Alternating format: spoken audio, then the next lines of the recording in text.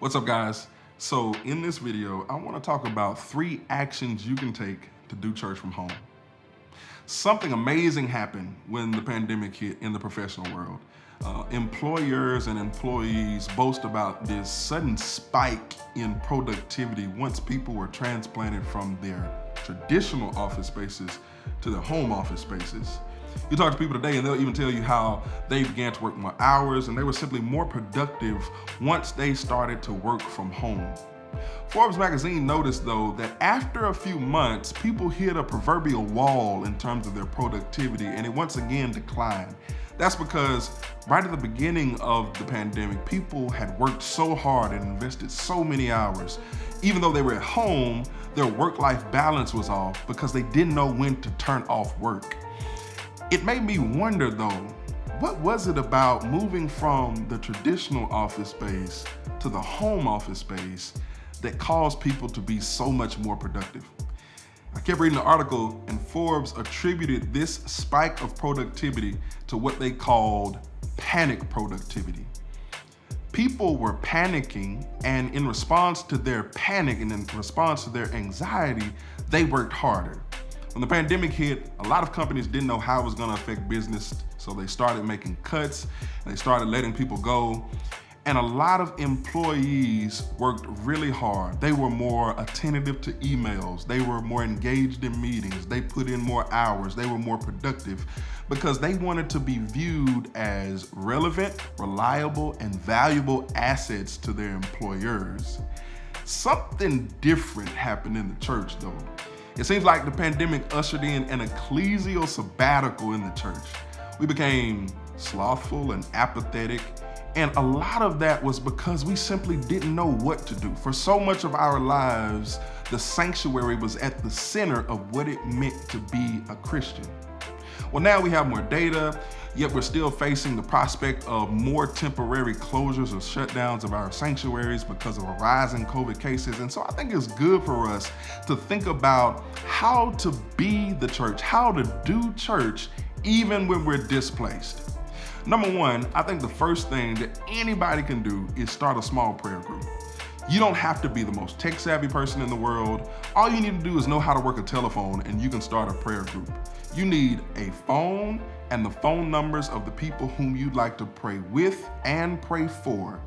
And just identify some people within your circle of influence that you like to pray with on a regular basis and start that prayer group. It's good for us to have some accountability when it comes to our spiritual disciplines and how we endeavor in those practices. And starting a small prayer group will give us that level of accountability that we often need. Never mind the fact that a ministry like this will be relevant and valuable long after the pandemic is gone. The early church, especially in the book of Acts, we see it often that they devoted themselves to coming together and praying. So starting a small prayer group is one thing you can do. This is one way you can be the church even when you're not in church. Number 2 is related to number 1, and start a small group.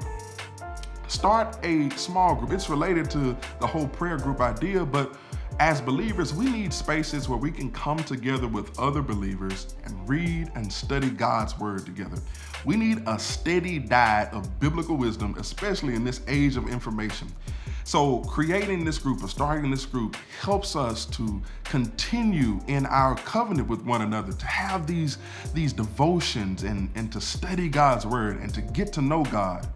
Listen, as we see this rise in cases, unfortunately, many of our sanctuaries will temporarily be closed again at some point. The problem is that these closures are often indefinite. We don't know how long they're going to be closed. And it's dangerous for a believer to put these spiritual disciplines on hold until the pandemic ends. So starting a small group where you connect with a few other people within your circle of influence or within your church to create time, carve out space to study and read God's word together is another valuable ministry, and it's another way you can do church from home. Thirdly and finally, just be a good supporter of the local church. You may not be called to lead, you may not be called to teach, but all of us have been called to follow. One way you can do church from home is just by staying engaged with the church, calling into those prayer calls, signing up for those small groups, engaging with other members, calling and checking on other church members. All of these things are important. They're important practices for us to stay engaged with one another. And as we seek the welfare of others, pray for others, and stay connected to other believers, our relationship to those people will grow, yes, but it will also help to supplement our faith in Jesus Christ. Well, that's it for me, guys. If you enjoyed this video, do me a favor, hit the like button. If you want to see more videos like this, go ahead and subscribe to this channel and hit that notification bell for you. Until next time.